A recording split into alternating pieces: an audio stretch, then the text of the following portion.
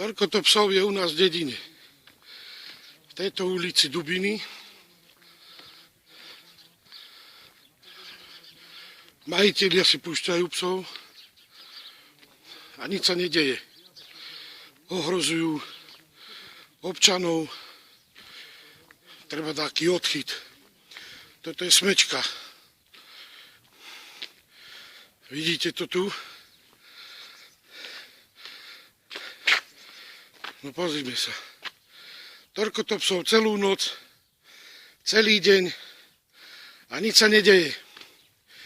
Bordel, ploty roztrhané, kandle prehadzujú.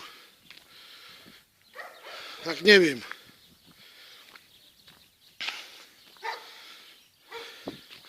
Nerád tiež ubližujem, mám rád zvieratá, ale čo je veľa, je veľa.